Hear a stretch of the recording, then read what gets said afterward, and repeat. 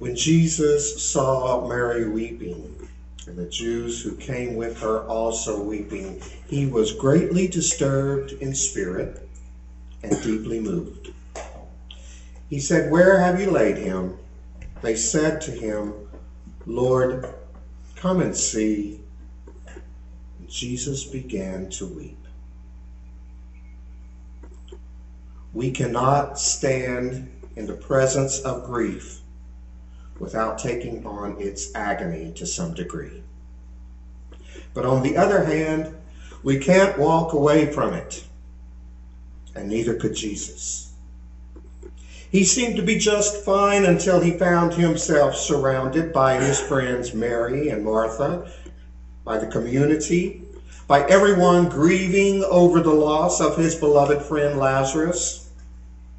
And when their misery reached out and grabbed him, encasing him like the shroud that encased Lazarus, Jesus had no choice but to double over in his own grief.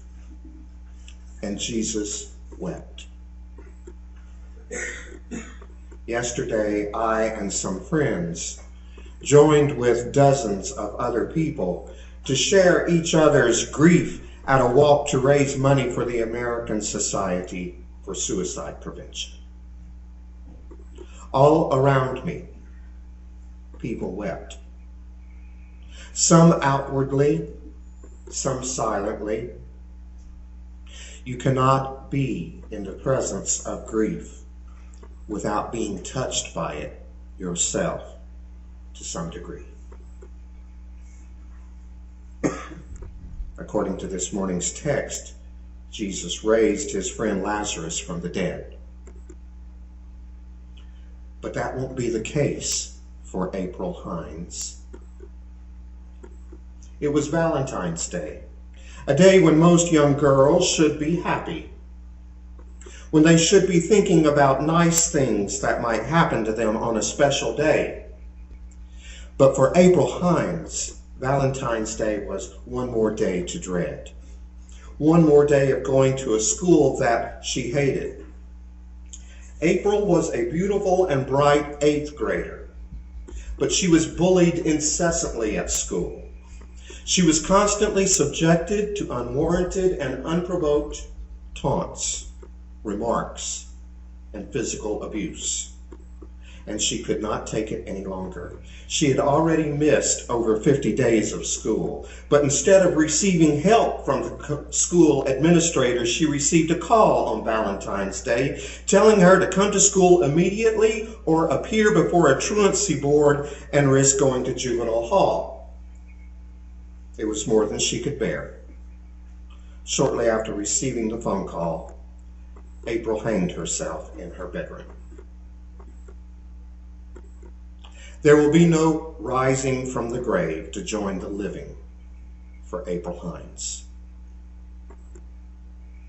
Neither will it be the case for Casey Hone, who was a smart, caring, talented, and handsome young man. He was active in his church. He was highly skilled with the computer and could produce spectacular graphic art. He enjoyed scouting and motocross riding, and he was an honor student at high school. He was also a victim of incessant bullying until 16-year-old Casey shot himself in the head.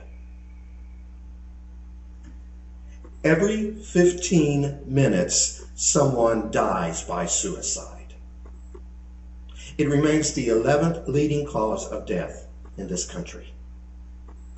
And a new study by the American Journal of Public Health reveals that teenagers with same-sex attractions or those in gay and lesbian relationships are twice as likely as their heterosexual counterparts to attempt suicide.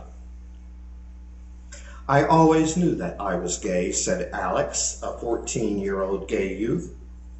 "I also remember seeing heterosexual couples and knowing that I wasn't like them.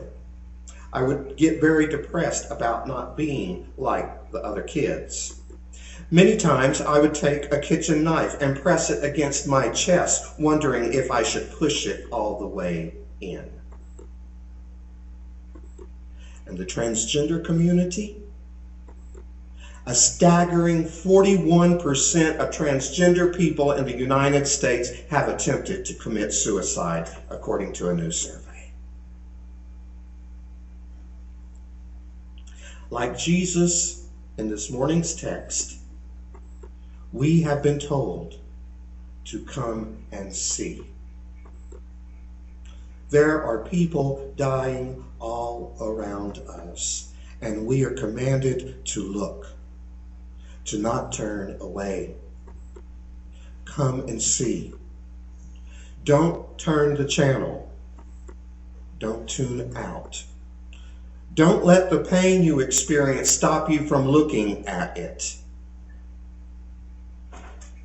Like Jesus, you may find yourself weeping, but that's not always such a bad thing.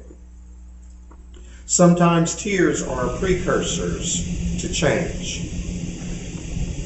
It was for the community of Bethany. You see, the raising of Lazarus was a community event. Jesus didn't go to the tomb by himself. He was accompanied by Mary and Martha and the rest of the village of Bethany. Jesus didn't roll away the stone that lay in front of the cave. He commanded others to roll it away. And Jesus wasn't the one to unbind the strips of cloth from the hands and feet of Lazarus. He gave instruction, and others did it. In essence, the amazing miracle of the raising of Lazarus was a community effort. And you and I have been commanded to participate in the same amazing miracle. After we have stopped crying, after we have dried our eyes, our community, this community of faith, has been commanded to make a difference, a miraculous difference in the lives of others. Yesterday's event was not just a memorial in which people held each other and cried. It was a day in which people stood up and walked.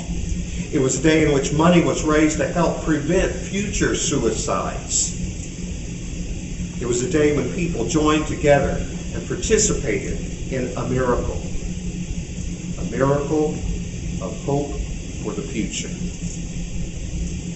And you and I are invited to do the same. We can make a difference with the ministries of our church. We already do, but we can do even more. Our church is in the process of giving birth to some new ministries.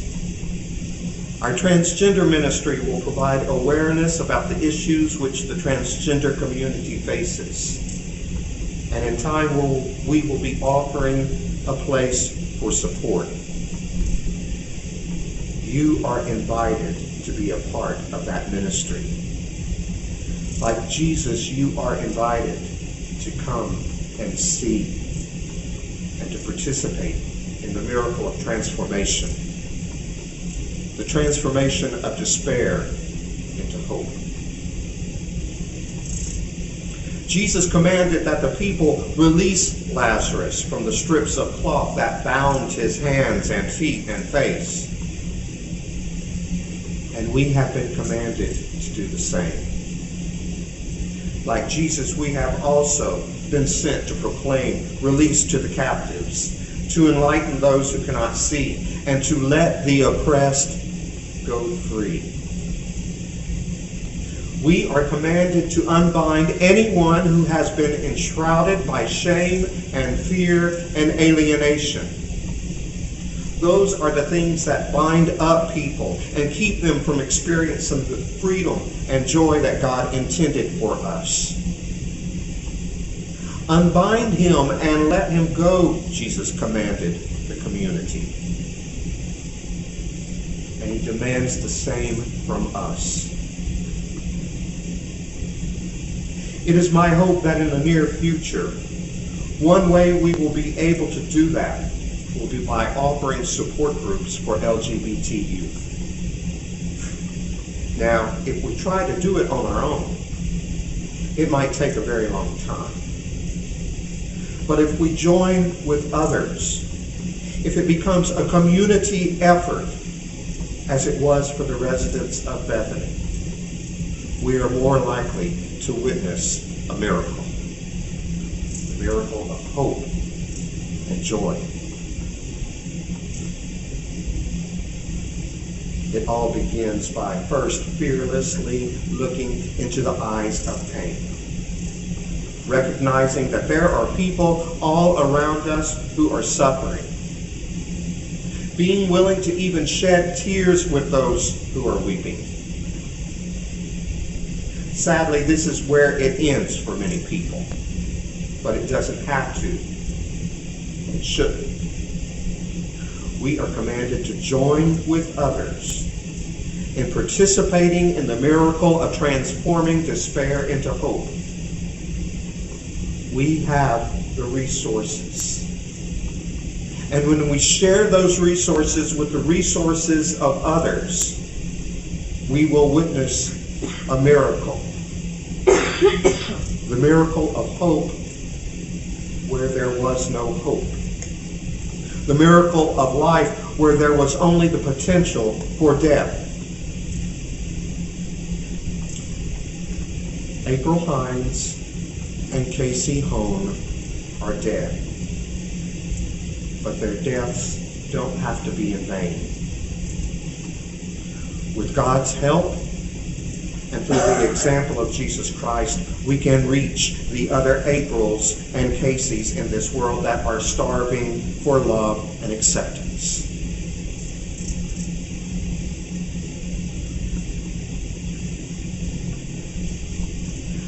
I close with a poem by Casey, written when he was 11 years old. When I first read it, I had to wonder what this world would have been like had he lived. How he would have changed it. The differences he would have made. By lending your ear to the poem, you join me in coming and seeing, in not turning away. By supporting our local and global outreach ministries, you join me in unbinding others from that which keeps them from experiencing life.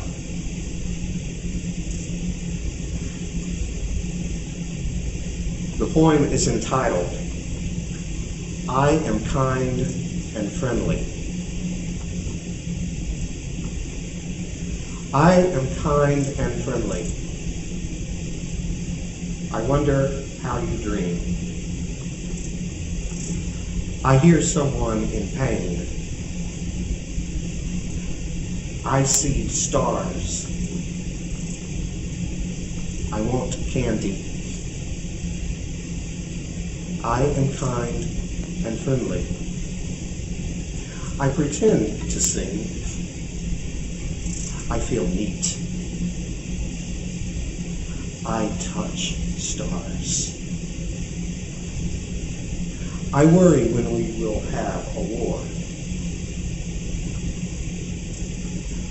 I cry when someone dies.